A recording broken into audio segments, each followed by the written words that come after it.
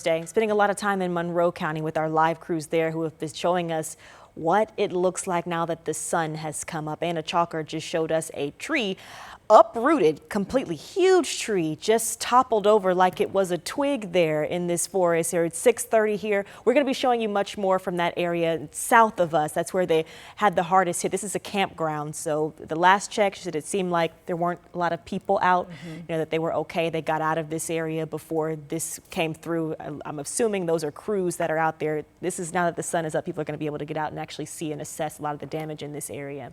Now, the good news that we can share with you right now here at 6:30, the danger is over for now, from the weather anyway. Now we know the cleanup will begin, but we've talked to our crews all night who are on the air, you say for over 10 hours. You are all pretty certain we're going to see a huge path of a tornado. Yeah, we knew that it was going to be a difficult setup, just given how much moisture was going to be in the air, the low-level jet, which is the strong wind field that had developed around the core of that low pressure system.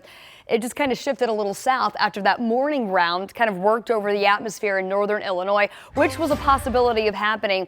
It all did shift a little farther to the south, which is what put that target zone basically along and south of I-70. So there's a couple zones that I wanted to point out for you as far as what we saw on radar yesterday and what our team was tracking. This was around 10 p.m.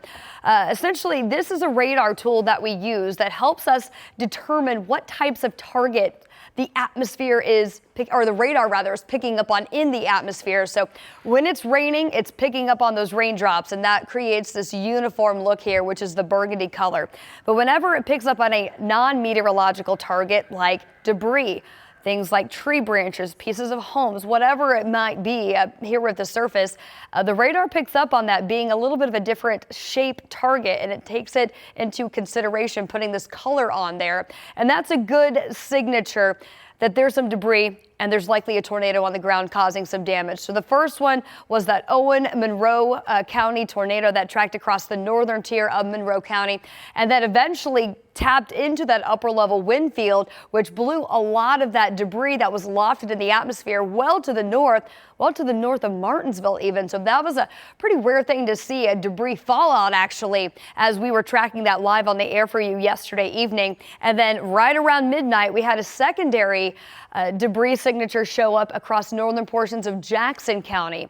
So that was one of several reports that we have been monitoring for you over the two-state region over the past 24 hours, over 400 storm reports. And now that the sun is up, we will likely start to see more. Again, quiet out there right now. That severe threat has shifted to the south as this boundary is situated across central Indiana. And we might see a stray shower stream in from the west today. Otherwise, a mainly dry day with temperatures back in the mid-70s. We'll break down your 7-day forecast coming up in just a bit.